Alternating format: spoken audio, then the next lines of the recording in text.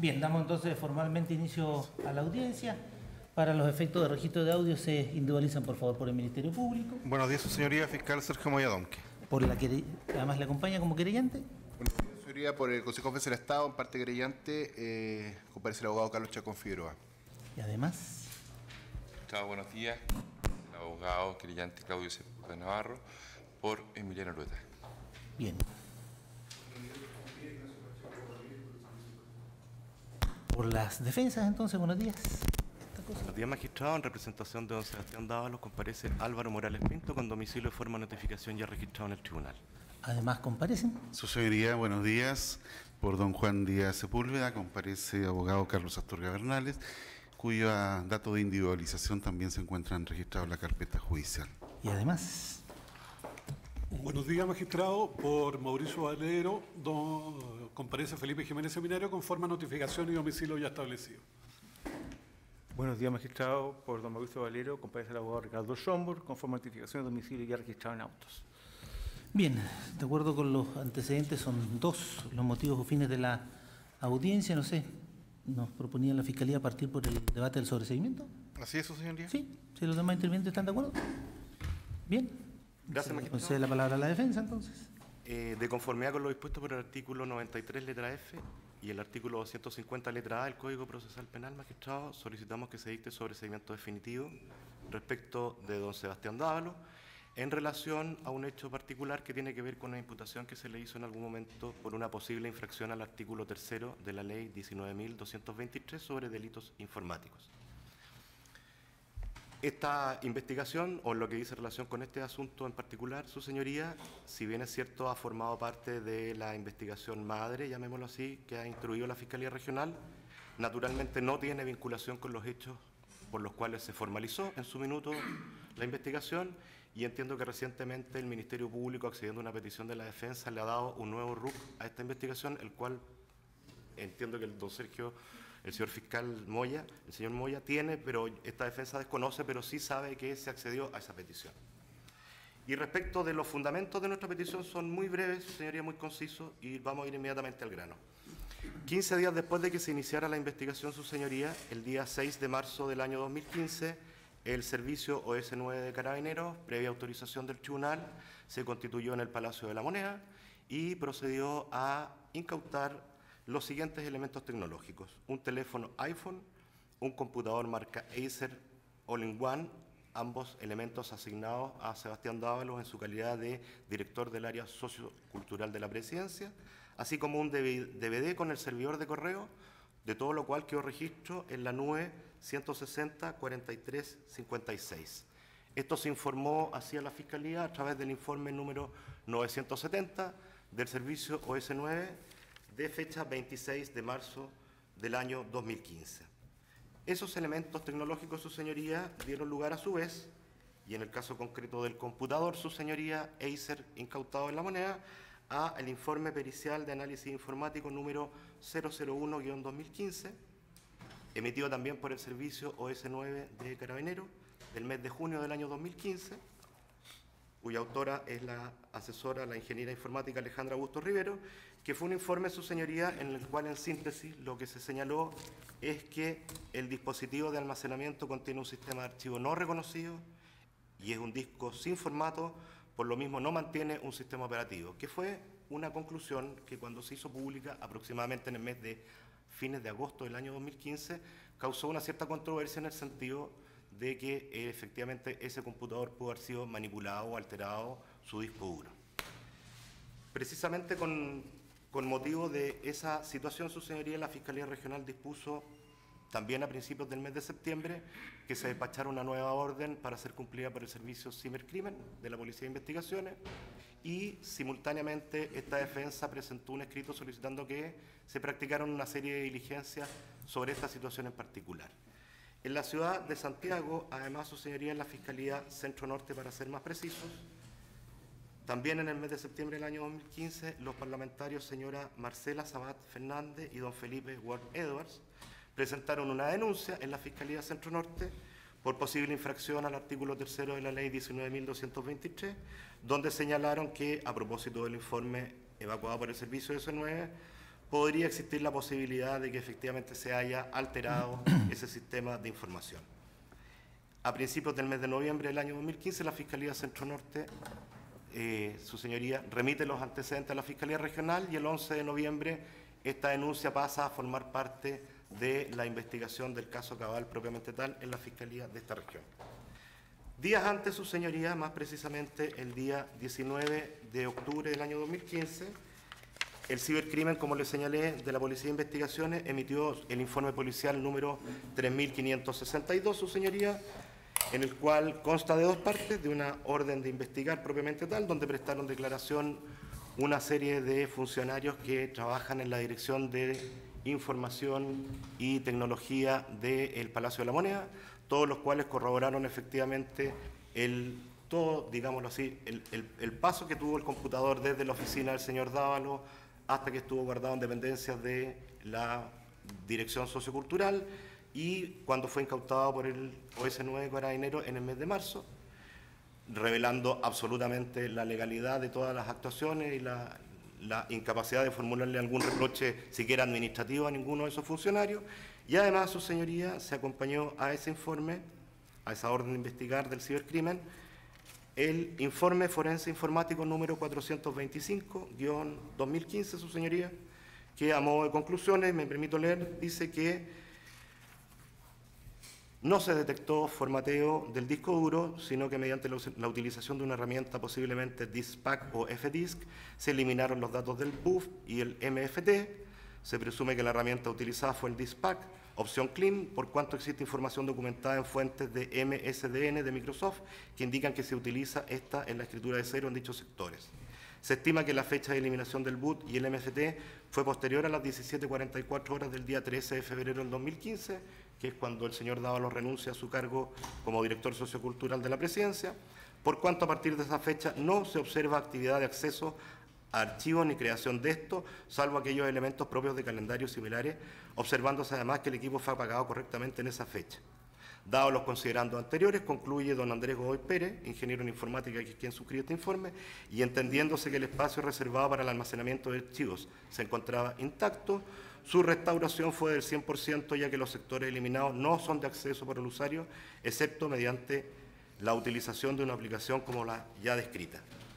En ese contexto, su señoría, la Fiscalía, con fecha 10 de diciembre del año 2015, recibe la declaración de don Cristian Riquelme Urra, a esa fecha encargado de la Dirección Administrativa del Palacio de la Moneda, quien corrobora lo señalado en el informe del cibercrimen que le acabo de referir, en el sentido de que todo en lo que dice relación con lo que fue el retiro del computador del señor Dávalos, el que haya sido guardado y que haya sido entregado posteriormente a Carabineros, fue un proceso impecable, donde no hay nada que reprochar. Y finalmente, en lo que constituye la última declaración voluntaria que prestó don Sebastián en esta carpeta, su señoría, es de fecha 21 de diciembre del año 2015, ante los señores fiscales don Luis Toledo y don Sergio Moya, donde se fue interrogado largamente respecto de este punto, y al respecto él señaló que al momento de dejar mi cargo decidí pedir a los funcionarios de informática del Palacio que borraran mi perfil de usuario y password.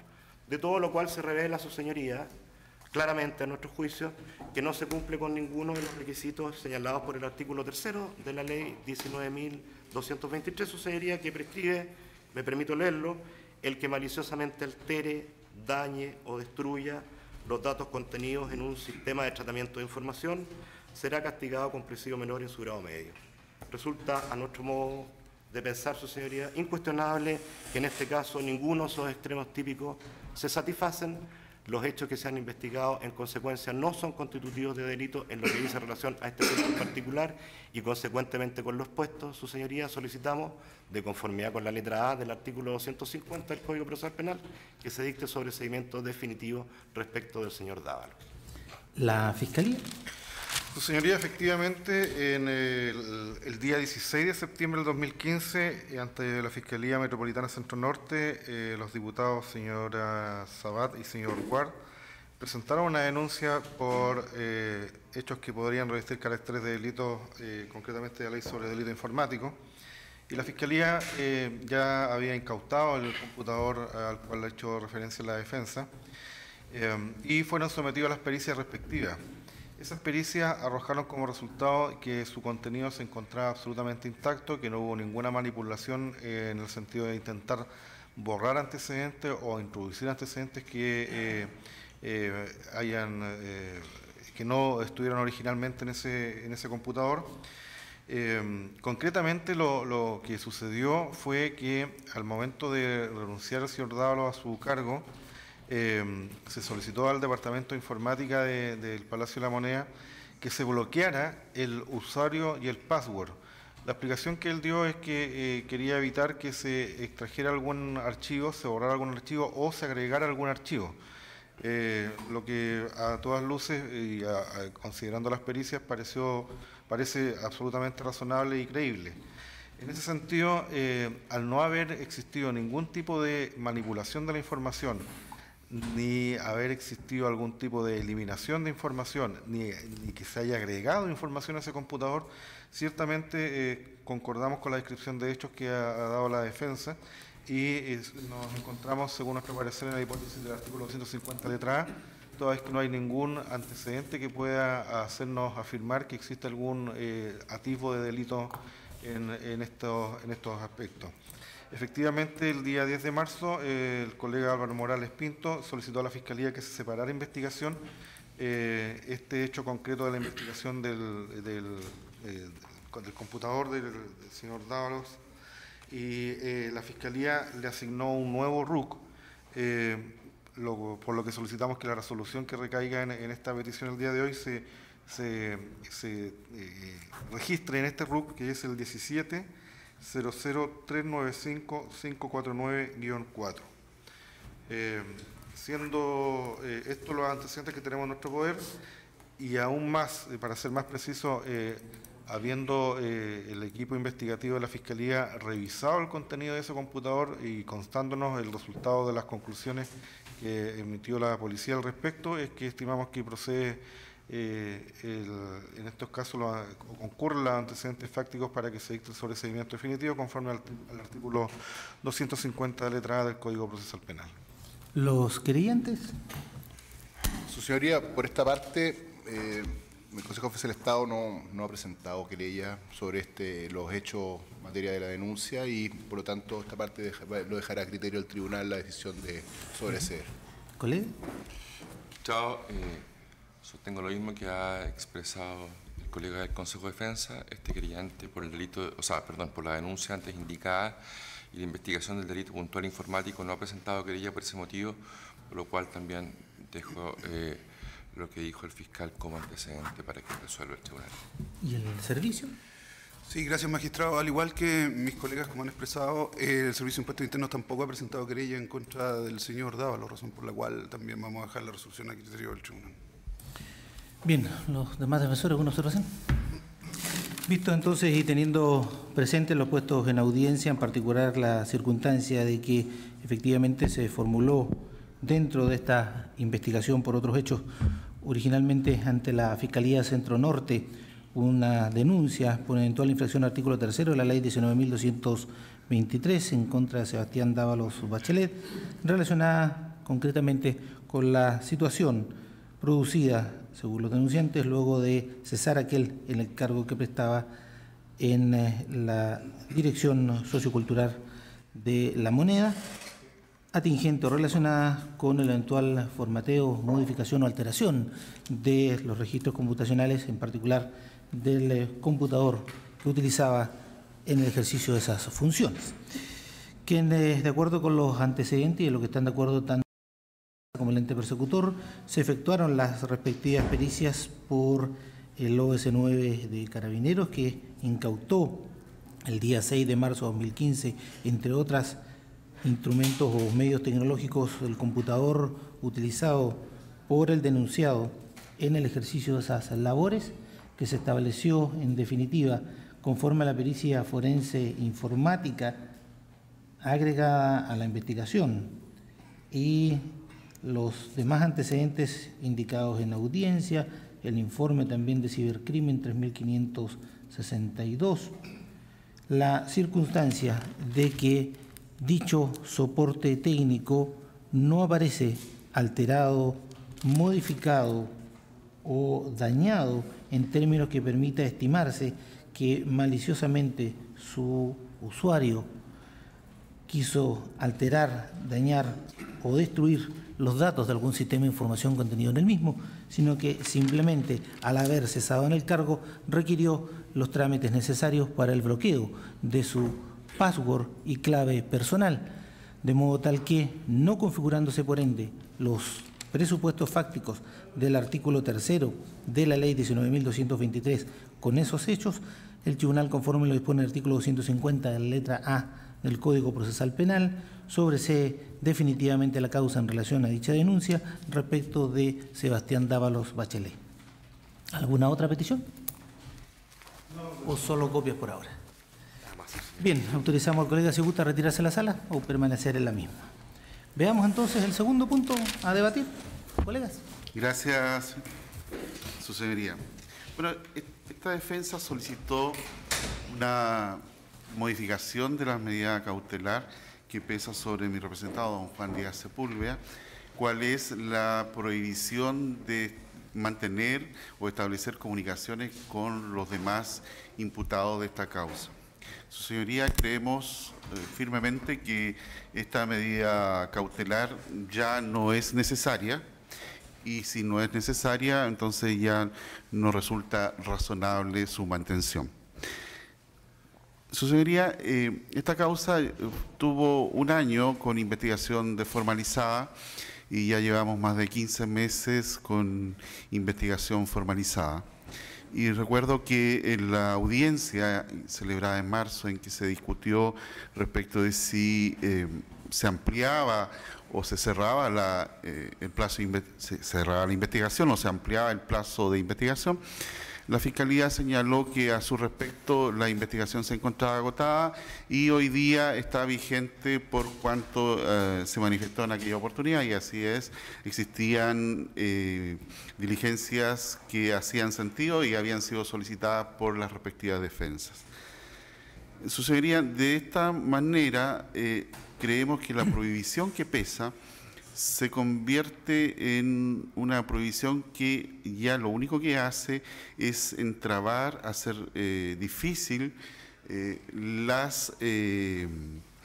ejercicio de la defensa por parte de mi representado, y entiendo también por parte del resto de los abogados y de los imputados que son representados por ellos, su señoría. Toda vez que se trata de hechos complejos que tienen los investigados por la Fiscalía, que tienen una larga duración en el tiempo, y que la Fiscalía tuvo la facilidad de contar con esta cautelar para facilitar su investigación.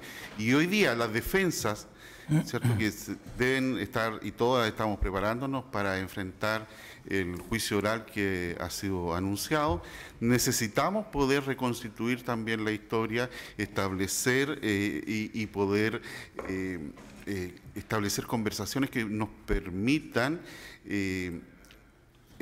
tener acceso a la evidencia, que muchas veces esa evidencia no forma parte de los archivos de nuestros representados, sino pueden estar en los archivos o en la memoria de otros imputados. Toda vez que ello hace muy necesario el establecer estas comunicaciones para poder efectivamente construir una defensa técnica apropiada, sustentada en hechos, sustentada en evidencia. Y su señoría, los intereses de la persecución penal han sido absolutamente resguardados, toda vez que, como he señalado, la misma Fiscalía ha declarado que desde su punto de vista la investigación se encuentra agotada, por lo tanto no es posible que con este acceso a conversaciones, a comunicaciones entre los imputados se pueda perjudicar dicha investigación. Por eso, su señoría, y teniendo presente que siempre las medidas cautelares son de última ratio y que dependen de que sean necesarias, No siendo necesaria, su señoría, solicitamos que se deje sin efecto a fin de resguardar el legítimo derecho a la defensa técnica de mi representado y entiendo también del resto de los imputados.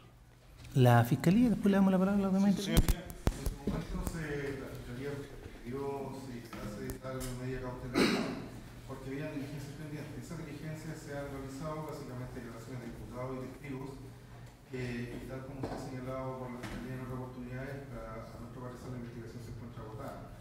En ese sentido, ya estando a puerta de la presentación de la acusación de la etapa de preparación de juicial, vemos que no resulta necesario mantener dicha medida cautelar, por lo cual estamos de acuerdo en que se ¿Los querellantes, alguna observación?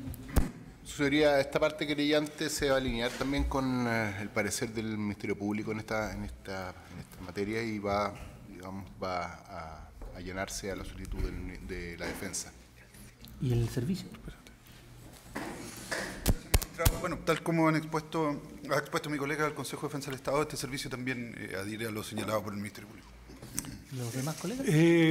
Magistrado, esta parte difiere de lo señalado tanto por la Fiscalía como por la parte defensora de don Juan Díaz, a raíz de que no consideramos que efectivamente la investigación se encuentre agotada, consideramos que existen trámites que son esenciales y se encuentran pendientes. De hecho, es más, el señor Díaz trabajaba específicamente para, por ejemplo, en uno de los casos, para Patricio Cordero. Patricio Cordero tiene pendiente una formalización en esta causa a raíz de que él se encuentra confeso de delito en esta misma, que no entendemos por qué no ha sido formalizado aún por la Fiscalía. En una de las múltiples aristas de esta causa, consideramos que es altamente peligroso que pendiente no termine formalmente la investigación, se levanta esta medida cautelar porque consideramos que se puede afectar en el plazo que queda del desarrollo de la causa. Y por otra parte, siguiendo el propio raciocinio que desarrolla el fiscal, entendemos que si esta investigación está próxima a estar terminada, ¿por qué vamos a adelantar el alzamiento de esta medida cautelar si nos queda tan poco tiempo? La verdad, su señoría, esta parte se siente perjudicada de que pueda haber una comunicación intencionada con la finalidad de alterar medios probatorios o alterar la significación de la investigación de esta causa que pueda perjudicar a su representado.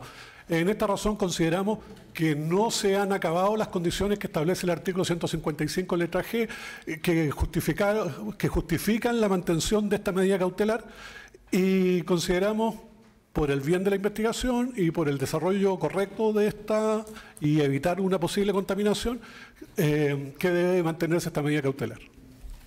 ¿Colega, algo más? Vengo por la misma parte, magistrado, me quiero lo que señaló mi colega. ¿Algo más? Solo señalar que es claro lo que ha dicho la Fiscalía en términos de que desde su punto de vista se encuentra agotada la investigación. Otra cosa es que las defensas hayan solicitado diligencias que hacen sentido y que tienen que ver con su propia teoría del caso y que son las que se están llevando adelante, su señoría. Eso en primer lugar. Y en segundo lugar, respecto de el posible daño que menciona mi colega, que podría tener su representado, debo señalar que mi representado, Juan Díaz Sepúlveda, por los delitos por los hechos que fue formalizado su señoría, en ninguno de ellos aparece ni siquiera mencionado al señor Cordero, de tal manera que no veo cómo las comunicaciones que yo pudiera tener con el resto de los imputados que tienen que ver con delitos que no tienen que ver con el señor Cordero, pudiera poner en peligro, riesgo, ¿cierto?, la defensa del señor Valero. Eso es todo. ¿Algo más de la Fiscalía o los querellantes? Tal vez pedir a la defensa del señor Valero que precise si lo que ellos ven como una dificultad es que se alce esta medida cautelar respecto del señor Cordero solamente o respecto de los 3 imputados formalizados. ¿La defensa? Efectivamente, nosotros consideramos que en la causa de cohecho, específicamente por los terrenos de Machalí, la interacción del señor Díaz con los restantes coimputados implica necesariamente un nivel de riesgo a nuestro representado.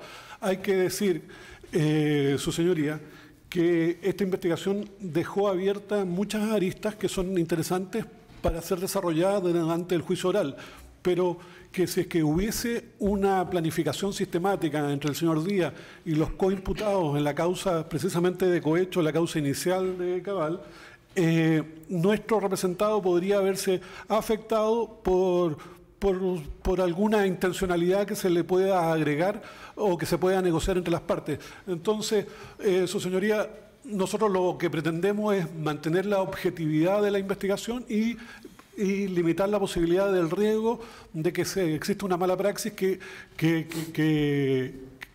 por parte de los imputados que puede afectar el desarrollo correcto de la investigación y que puede afectar los intereses de nuestros representados. Bien, damos por concluido el debate. Teniendo presente entonces que se ha solicitado por la defensa del imputado Juan Gregorio Díaz Sepúlveda el lanzamiento de la medida cautelar consistente en la prohibición de tomar contacto con los demás imputados en la causa, que no se ha opuesto a ello la Fiscalía, quien ni los querellantes, respecto a los cuales, o desde su punto de vista, la investigación se encuentra ya agotada y por ende sería, conforme lo ha expuesto la defensa, innecesaria la mantención de la medida cautelar.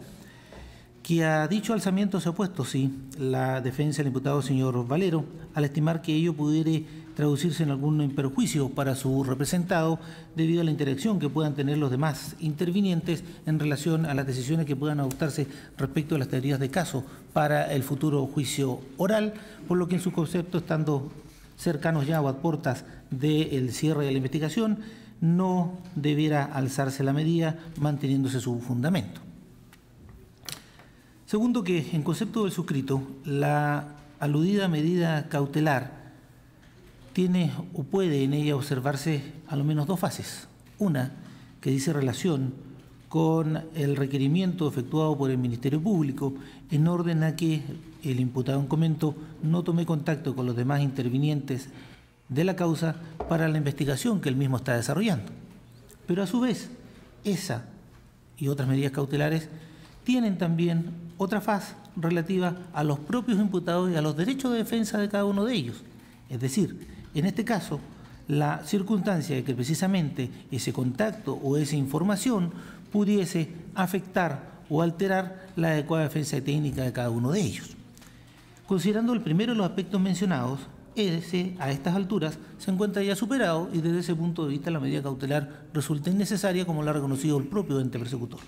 Sin embargo, en relación al segundo de los aspectos mencionados y que ha sido planteado por la defensa del señor Valero, efectivamente subsiste en mi concepto la necesidad de cautelar el interés de este último en orden a su adecuada defensa técnica y evitar que esta posibilidad de contacto entre los intervinientes pudiese traducirse en la suerte de perjuicio que ha observado su defensa letrada. Razón por la cual por ahora se desestima el alzamiento de la medida cautelar. ¿Alguna otra solicitud? Su señoría. Sí. Sí, su señoría, voy a incidentar de nulidad, de acuerdo al artículo 159, toda vez que, del Código Procesal Penal, toda vez que lo solicitado por esta defensa tiene que ver derechamente con el núcleo de lo que constituye el derecho de defensa de mi representado. Su señoría, esta parte ha sido absolutamente respetuosa en términos de cumplir la medida cautelar decretada y estamos haciendo de manera pública la solicitud de que se nos permita mantener conversaciones que pudieran llevarnos a tener evidencia, acceder a la evidencia, su señoría, que pueda hacer a nuestra teoría del caso. No hay ninguna mala fe en ello, no hay ninguna cosa planificada como para hacer algún tipo de montaje, pues si ello fuera así, eso se haría en la clandestinidad y no a la luz como lo estamos haciendo hoy en día. De tal manera que no parece razonable, su señoría, que en función del interés, además que no ha sido totalmente precisado cuál sería la forma en que se le afectaría su derecho de defensa, que en función del interés y de un pretendido derecho de la defensa del señor Valero, se afecte el derecho de defensa constitucionalmente garantizado también de mi representado. Cuando existe una colisión de derechos, y aquí a lo más podría haber una colisión de derechos entre los derechos del señor Valero y de mi representado, y entiendo también del resto de los imputados, ¿cierto? Las medidas o los criterios para resolver esta colisión de derechos, su señoría, debe ser la proporcionalidad, la racionalidad, y creemos que no es proporcionado mantener esta medida cautelar, toda vez que, como se ha señalado, ya hay casi 2 años y medio de investigación. El Ministerio Público ha asentado los hechos y ha recogido toda la evidencia que estima necesaria para sostener una acusación, y de tal manera que entrabar el derecho de la defensa a esta altura, de esta manera, su señoría, creemos que no resulta proporcionado ni razonable, toda vez que se está vulnerando, ¿cierto?, el derecho de la defensa al no permitir, ¿cierto?, establecer comunicaciones con otros imputados que pudieran ser fructíferas desde el punto de vista de la teoría del caso. Por lo tanto, solicitamos que su señoría dicte la resolución anulando la resolución recurrida. ¿La Fiscalía o los creyentes? Sí, entendemos que conforme al artículo 159 no hay ninguna actuación o diligencia defectuosa que amerite tal incidente. ¿Los creyentes? Señoría, partiendo por el hecho de que la defensa, señor Díaz, no ha señalado a qué vicio se refiere, tratándose de una resolución, un acto jurídico procesal del tribunal. Por lo tanto, como todo acto jurídico, para encontrarse viciado, debe, digamos, contener algún tipo de elemento vicioso, valga la redundancia. Aquí se ha alegado simplemente una circunstancia que es un gravamen que es propio de un recurso de apelación, pero no un gravamen, un vicio procesal. Y por lo tanto, esta parte, conforme lo establece el artículo 159 del Código Procesal Penal y artículo 82 del Código de Procedimiento Civil, esta parte solicita el rechazo del incidente como tal. ¿Colega? Sí, magistrado, gracias. Bueno, este querellante coincide con lo puesto por el colega del Consejo de Defensa del Estado. Evidentemente se trata de una manifestación de disconformidad con la resolución del tribunal, pero no más bien con la evidencia de algún vicio que pudiese afectar lo resuelto. Razón por la cual, digamos, coincidimos con lo expuesto por el Ministerio Público y con el colega querellante del Consejo de Defensa del Estado. ¿La defensa del señor Valero?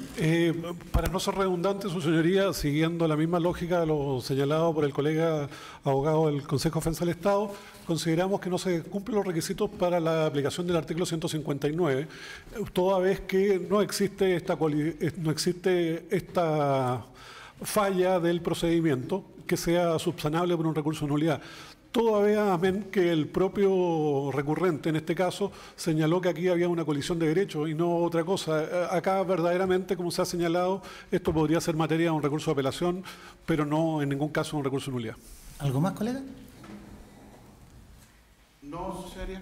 Bien, teniendo presente los antecedentes del incidente planteado a la luz de lo que dispone el artículo 159 del Código Procesal Penal, en relación a la medida cautelar de resolución dictada por el suscrito, habiendo, en primer lugar, precedido debate en relación a aquello, habiéndose dictado la misma con el fundamento que se indicó, no se observa algún vicio que amerite la aplicación de lo que dispone el artículo 159 y siguiente del Código Procesal Penal, sin perjuicio de entender suscrito que más bien aquellas corresponden a alegación de una eventual reposición u otro tipo de recurso procesal, razón por la cual se desestima la solicitud de nulidad.